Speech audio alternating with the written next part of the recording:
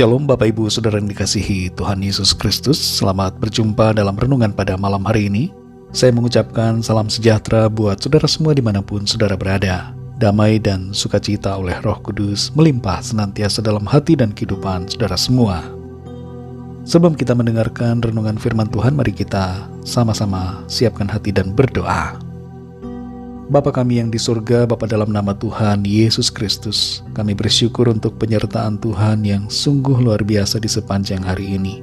Tuhan sudah menolong dan memampukan kami dalam mengerjakan segala tugas aktivitas kami. Pada saat ini kami mau mendengarkan sabda firman-Mu.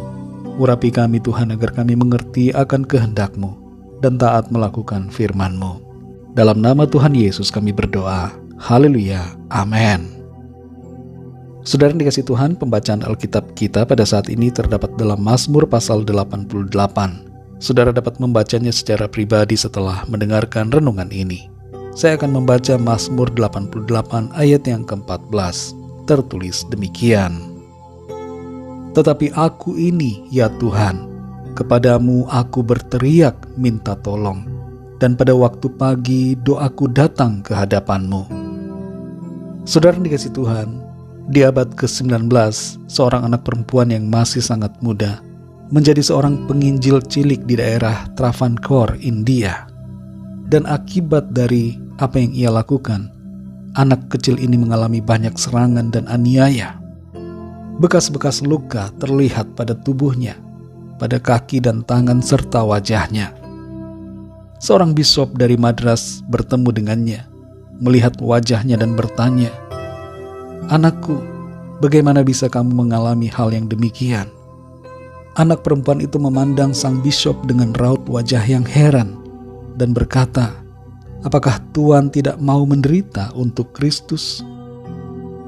Saudara yang dikasihi Tuhan, membaca Mazmur 88 akan memberikan kesan keputusasaan karena penderitaan dan penyakit yang dialami, yang dinyatakan oleh pemazmur.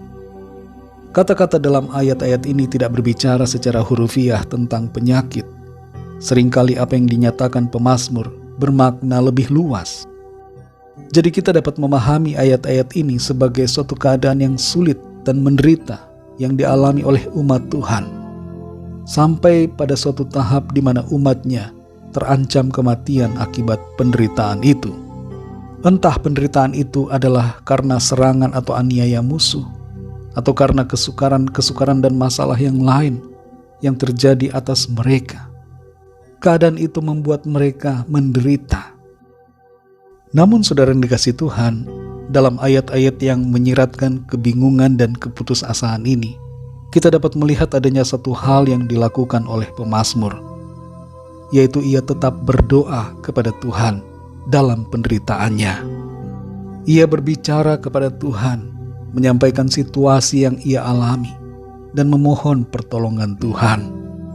Hatinya selalu terpaut kepada Tuhan, meskipun dalam kesukaran. Dan pemazmur berharap serta mengandalkan Tuhan. Rema dari ayat-ayat dalam pasal 88 ini buat kita semua adalah agar ketika kita dalam masalah atau dalam penderitaan, jangan lupa untuk tetap berdoa dan berharap kepada Tuhan. Sekalipun penderitaan itu begitu berat kita alami. Dan berbicara tentang penderitaan, sebagai orang-orang yang percaya kepada Tuhan, kita hendaknya memiliki hati yang rela bila kita harus menderita karena iman kita kepada Kristus. Dalam situasi sekarang ini, seringkali tidak secara langsung kita mengalami aniaya seperti anak kecil di India itu. Penderitaan kita tidaklah sampai mencucurkan darah. Penderitaan yang seringkali terjadi hanyalah berupa kekurangan, ketiadaan pekerjaan, kesulitan ekonomi, dan berbagai masalah lainnya yang tidak secara langsung menyerang iman kita pada Tuhan dan tidak secara langsung mengancam jiwa kita. Tapi masalah demi masalah ini, efeknya seringkali berdampak pada sikap kita dalam mempercayai Tuhan. Dalam penderitaan atau masalah itu kita mempertanyakan pertolongan Tuhan.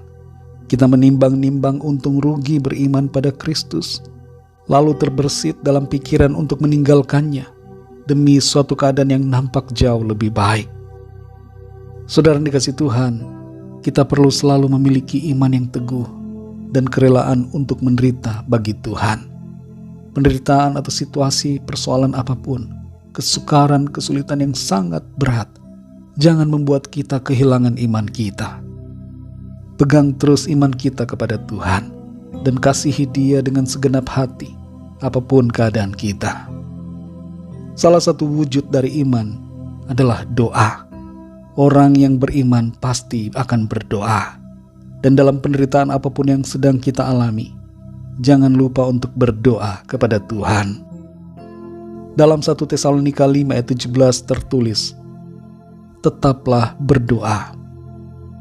Saudara yang dikasihi Tuhan, apakah ada di antara kita yang saat ini sudah menyerah dan tidak mau lagi berdoa?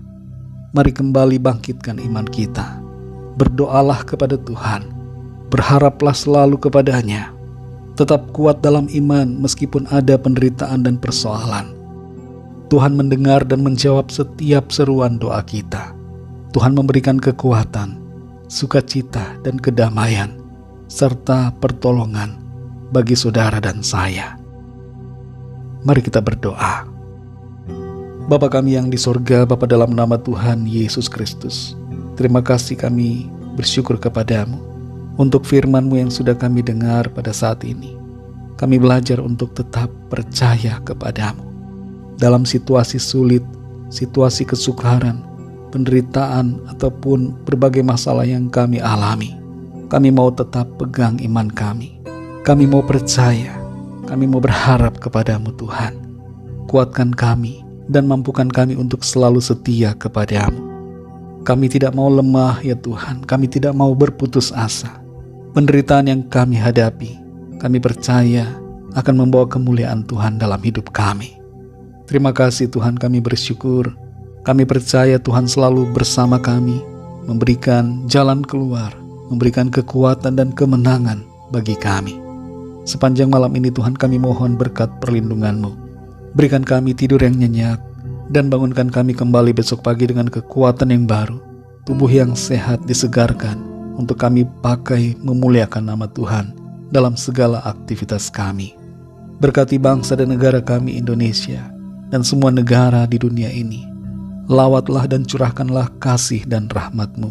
Kami bawa kepadamu setiap permohonan doa, agar Tuhan melawat dan memberikan pertolongan, memberikan jawaban sesuai dengan apa yang kami perlukan. Kami percaya hal-hal yang terbaik Tuhan sediakan bagi setiap kami. Ampuni kami Tuhan akan segala dosa kesalahan kami, seperti kami juga mengampuni orang yang bersalah kepada kami. Terima kasih Tuhan, dalam nama-Mu yang kudus, nama Tuhan Yesus Kristus, kami sudah berdoa dan mengucap syukur. Haleluya. Terimalah berkat Tuhan. Tuhan memberkati engkau dan melindungi engkau. Tuhan menyinari engkau dengan wajah-Nya dan memberikan kasih karunia. Tuhan menghadapkan wajah-Nya kepadamu dan memberikan damai sejahtera. Berkat anugerah dari Allah Bapa, cinta kasih karunia dari Tuhan Yesus Kristus, dalam persekutuan dan penghiburan Roh Kudus, menyertai kita semua sekarang ini dan sampai selama-lamanya. Dalam berkat nama Tuhan Yesus Kristus. Haleluya. Amin. Puji Tuhan, saudara yang dikasihi Tuhan, saya percaya firman Tuhan menjadi berkat dan kekuatan buat saudara semua, dan Roh Kudus akan menolong saudara untuk lebih lagi memahami kebenaran firman Tuhan. Tuhan Yesus memberkati saudara semua. Sampai jumpa dalam renungan yang berikutnya. Haleluya.